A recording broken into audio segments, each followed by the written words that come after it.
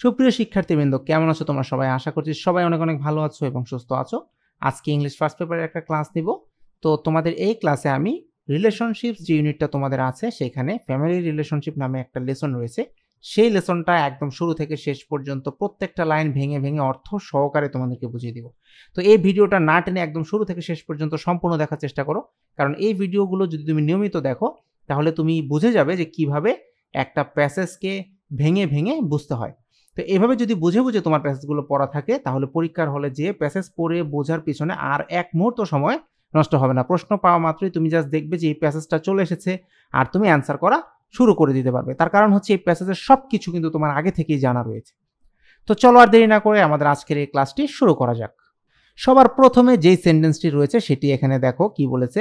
The famous Greek philosopher Aristotle said. দেখো, famous মানে হচ্ছে বিখ্যাত, আর গ্রিক ফিলোসফার মানে হচ্ছে গ্রিক দার্শনিক। কারণ এই ফিলোসফার এই ওয়ার্ডটার অর্থ হচ্ছে দার্শনিক। তাহলে এই দার্শনিকটা কে? অ্যারিস্টটল। সেইড মানে হচ্ছে বলেছিলেন। তাহলে কি অর্থ হচ্ছে? বিখ্যাত গ্রিক দার্শনিক অ্যারিস্টটল বলেছিলেন। কি বলেছিলেন দেখো, humans are by nature social animals. দেখো, হিউম্যানস মানে হচ্ছে মানুষ, তাহলে মানুষ কি? বাই নেচার মানে প্রাকৃতিকভাবেই, সোশ্যাল অ্যানিমাল মানে হচ্ছে সামাজিক জীব বা প্রাণী। তাহলে দেখো এর অর্থটি আমরা কি করেছি? মানুষ প্রাকৃতিকভাবে সামাজিক জীব বা প্রাণী। তারপরে সেন্টেন্সে দেখো কি বলেছে, what he meant was that.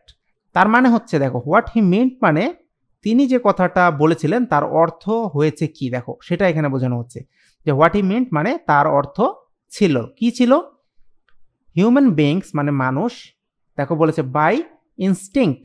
Instinct মানে কিন্তু স্বভাবতই। দেখো আমরা লিখেছি মানুষ স্বভাবতই কি হয়েছে? সিক। সিক মানে হচ্ছে খুঁজে বা খোঁজা। তাহলে মানুষ স্বভাবতই কি খুঁজে? Company of others. দেখো এখানে কোম্পানি মানে কিন্তু ব্যবসা প্রতিষ্ঠান না, এখানে কোম্পানি মানে হচ্ছে সান্নিধ্য। তাহলে মানুষ স্বভাবতই কি খুঁজে? কোম্পানি অফ আদার্স মানে হচ্ছে অন্যদের সান্নিধ্য খোঁজে। অ্যান্ড বা এবং এস্টাবলিশ রিলেশনশিপস। যেহেতু মানুষ অন্যদের সান্নিধ্য খোঁজে, কারণ কেউই তো আর আলটিমেটলি একা থাকতে পারে না, তাদের সবারই ফ্যামিলি মেম্বার প্রয়োজন হয়। তো তারা এস্টাবলিশ মানে হচ্ছে প্রতিষ্ঠিত করে বা গড়ে তোলে। কি গড়ে তোলে? রিলেশনশিপ বা সম্পর্ক গড়ে তোলে। এটি দেখো এখানে বোঝানো হয়েছে। তার মানে মানুষ হচ্ছে প্রাকৃতিকভাবেই সামাজিক জীব। আর উনি যেই কথাটা বলেছিলেন এর অর্থ হচ্ছে মানুষ স্বভাবতই অন্যদের সান্নিধ্য খোঁজে এবং সম্পর্ক গড়ে তোলে। নেক্সট বাক্যে দেখো কি বলেছে, much like most animals of the wild. দেখো এখানে বলেছে মাচ লাইক মানে অনেকের মতোই। কাদের মতোই? মোস্ট অ্যানিমেলস, তার মানে অনেক প্রাণীর মতোই, বা মোস্ট মানে হচ্ছে অধিকাংশ, অধিকাংশ প্রাণীদের মতোই কি হয়েছে? কোন প্রাণীদের মতো সেটা আবার এখানে বলেছে। দেখো অফ দ্য ওয়াইল্ড মানে অরণ্য বা বনের অধিকাংশ প্রাণীর মতোই। দেখো বলেছে অরণ্যের অধিকাংশ প্রাণীর মতোই। ফর কম্পানিয়নশিপ। দেখো কম্পানিয়নশিপ মানে কিন্তু আমরা জানি সঙ্গ। তাহলে দেখো কিসের জন্য? সঙ্গের জন্য। অ্যান্ড ফর এবং আরও কিসের জন্য? ফিজিক্যাল বা শারীরিক, অ্যান্ড ইমোশনাল মানে মানসিক, সাপোর্ট মানে সহায়তা। তাহলে এই সেন্টেন্সের অর্থটা দাঁড়াচ্ছে কি দেখো, এই অন্যান্য প্রাণীদের মতোই সঙ্গ পাওয়ার জন্য এবং শারীরিক ও মানসিক সহায়তার জন্য মানুষ কি করে? এই যে আগের যে লাইনটা সেখানে এখানে কিন্তু কমা দিয়ে লাইন দুইটাকে ভাগ করা হয়েছে। তো আগের লাইনে দেখো বলেছে কি, মানুষ স্বভাবতই অন্যদের সান্নিধ্য খুঁজে এবং সম্পর্ক গড়ে তোলে। কেন? অরণ্যের অন্যান্য প্রাণীদের মতোই সঙ্গ পাওয়ার জন্য এবং শারীরিক ও মানসিক সহায়তার জন্য তারা এই সম্পর্কগুলো গড়ে তোলে। নেক্সট দেখো কি বলেছে, আনলাইক অ্যানিমেলস। তার মানে কি? এইটা জীবজন্তুদের মতো নয়। হাউএভার যাই হোক, হিউম্যান রিলেশনশিপস গিভ মিনিং। তার মানে দেখো হিউম্যান রিলেশনশিপ এই ওয়ার্ডটা দিয়ে বোঝাচ্ছে মানুষের সম্পর্ক। গিভ দেয়, কি দেয়? মিনিং বা অর্থ দেয়। তো আমরা কি লিখেছি দেখো, মানুষের সম্পর্ক অস্তিত্বকে অর্থবোধক করে তোলে। তার মানে কি? এই অর্থবোধক দিয়ে আমরা বুঝিয়েছি যে গিভ মিনিং যেটা, এটাকে কিন্তু আমরা এখানে অর্থবোধক দিয়ে বুঝিয়েছি। টু দিয়ার এক্সিস্টেন্স। দেখো এক্সিস্টেন্স মানে কিন্তু অস্তিত্ব, অ্যান্ড ইন্সপায়ার দেম। তো ইন্সপায়ারের ব্যাপারটাতে আমরা পরে আসছি, আগে আমরা এইটুকু নিয়ে কাজ করি। দেখো এখানে আলটিমেটলি কি বোঝালো আমাদেরকে, যে মানুষের যে সম্পর্ক give meaning to their existence, অর্থাৎ এই সম্পর্ক তাদের যে অস্তিত্ব সেটিকে কি করে তোলে? গিভ মিনিং বা অর্থবোধক করে তোলে। তারপরে দেখো কি বলেছে, ইন্সপায়ার দেম। ইন্সপায়ার মানে হচ্ছে অনুপ্রাণিত করা। তাহলে এটি কি করে? তাদেরকে অনুপ্রাণিত করে। কেন? দেখো to do well in education, তার মানে শিক্ষায় ওয়েল বা ভালো করার জন্য তাদেরকে অনুপ্রাণিত করে। কোথায়? ইন ওয়ার্কপ্লেস মানে কর্মক্ষেত্রে, or in a profession, profession মানে কিন্তু পেশা। তাহলে দেখো আমরা কি লিখেছি যে মানুষের সম্পর্ক তাদের অস্তিত্বকে কি করে তোলে? অর্থবোধক করে তোলে এবং শিক্ষা, কর্মক্ষেত্র কিংবা পেশায়, কারণ শিক্ষা দিয়ে এখানে বোঝানো হয়েছে এডুকেশন, ওয়ার্কপ্লেস মানে কিন্তু আমরা বললাম যে কর্মক্ষেত্র, আর প্রফেশন মানে হচ্ছে পেশা। তাহলে শিক্ষা, কর্মক্ষেত্র কিংবা পেশায় ভালো করতে অনুপ্রাণিত করে। তারপর দেখো কি বলেছে যে relationships are of different kinds. Relationship মানে হচ্ছে সম্পর্ক, তাহলে আর অফ মানে হয়ে থাকে, কি ধরনের হয়ে থাকে? দেখো বলেছে ডিফারেন্ট কাইন্ডস। ডিফারেন্ট কাইন্ড মানে হচ্ছে বিভিন্ন রকমের, তাহলে সম্পর্ক বিভিন্ন রকমের হয়ে থাকে।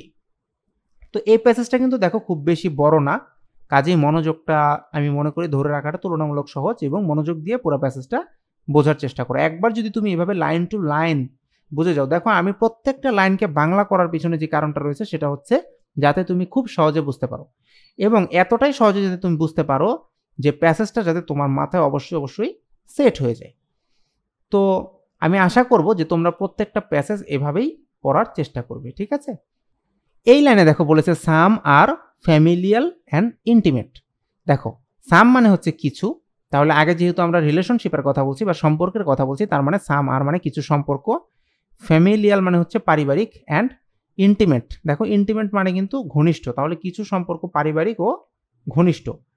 ফর্মড বাই, দেখো ফর্মড মানে হচ্ছে গঠিত, তাহলে এটি গঠিত হয় বাই বা দ্বারা, কিসের দ্বারা? Blood and by marriage. দেখো ব্লাড মানে কিন্তু রক্তের মাধ্যমে, অ্যান্ড বাই ম্যারেজ মানে হচ্ছে বিবাহের মাধ্যমে। তাহলে কিছু সম্পর্ক পারিবারিক ও ঘনিষ্ঠ যেগুলো গঠিত হয় রক্তের বন্ধনে বা বিয়ের মাধ্যমে। তারপর দেখো কি বলছে যে সাম আর সোশ্যাল। দেখো সোশ্যাল মানে হচ্ছে সামাজিক, তাহলে কিছু হলো কি সামাজিক, like the ones we have with friends. তাহলে কিছু সম্পর্ক আমরা আগের লাইনে কি পড়লাম? রক্তের বন্ধনের মাধ্যমে বা বিয়ের মাধ্যমে গঠিত হয়। আর কিছু সম্পর্ক কি ধরনের হয়?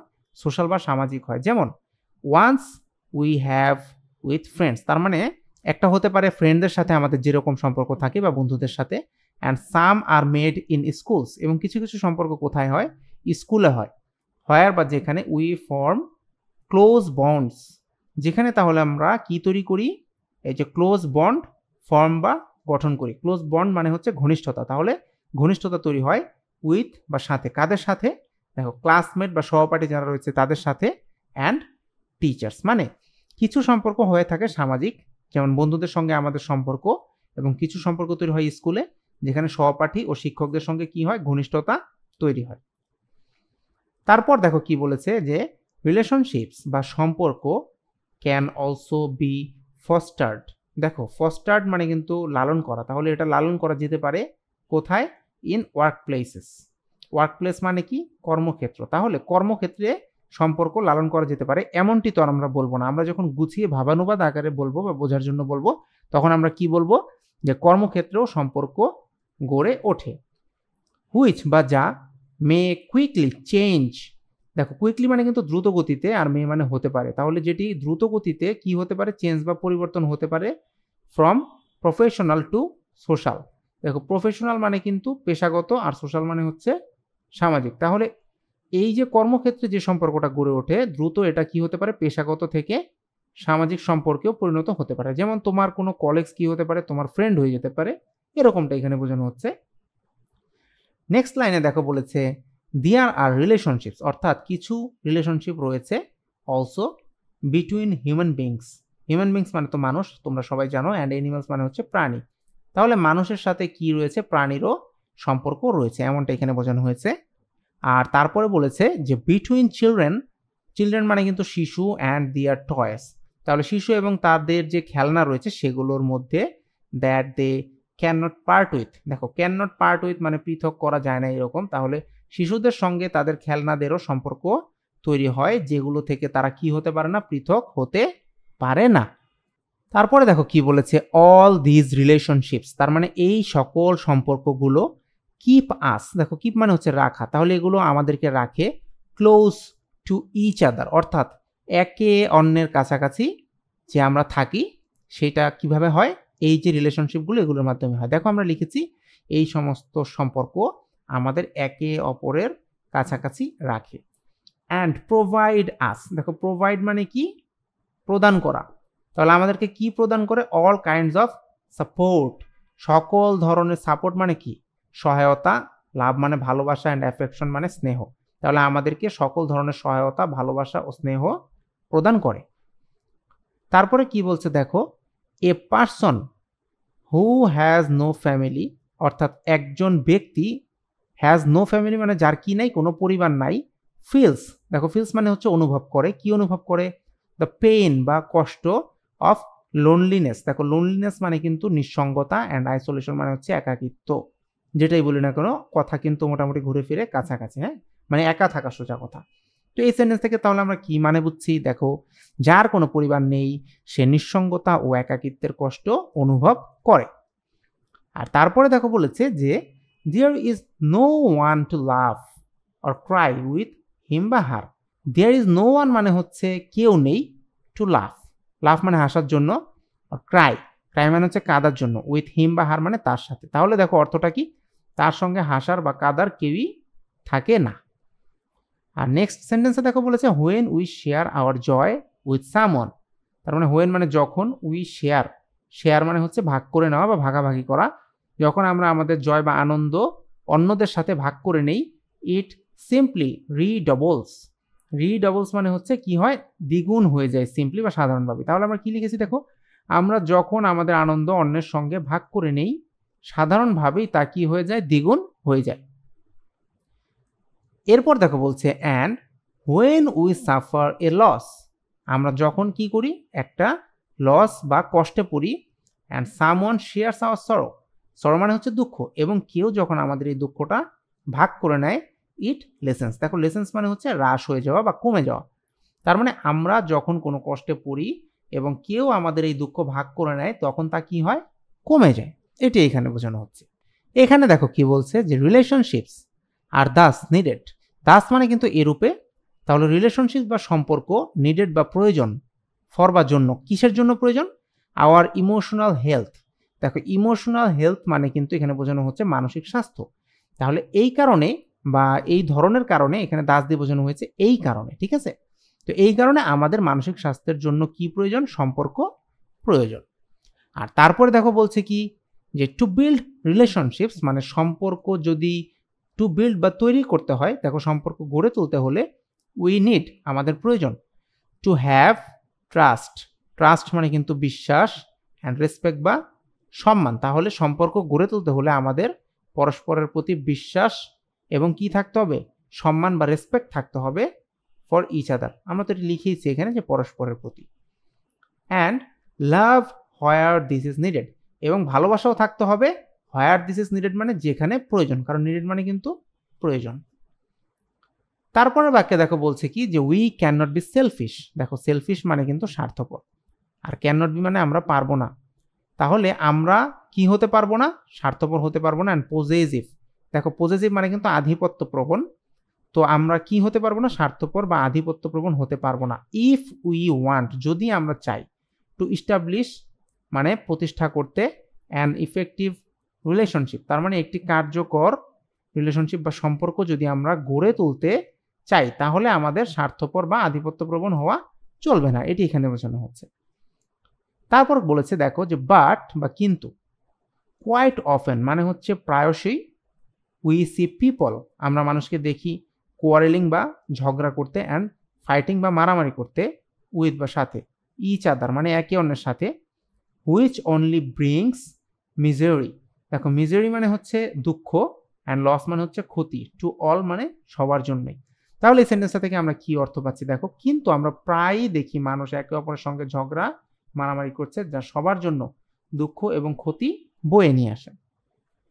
তো এরই মধ্য দিয়ে দেখো আমাদের এই প্যাসেজটা কিন্তু লাইন টু লাইন বাংলা করে বুঝে বুঝে পড়া শেষ হয়ে গেল, এবং আমরা আশা করব যে আমরা সবাই বুঝতে পেরেছি যে এই প্যাসেজটা দিয়ে আলটিমেটলি কি বোঝানো হয়েছে। এখন আমি মনে করি এই প্যাসেজ পরীক্ষার হলে যদি আসে, তুমি সবগুলো প্রশ্নের সঠিক উত্তর অবশ্যই অবশ্যই অবশ্যই তুমি দিতে পারবে।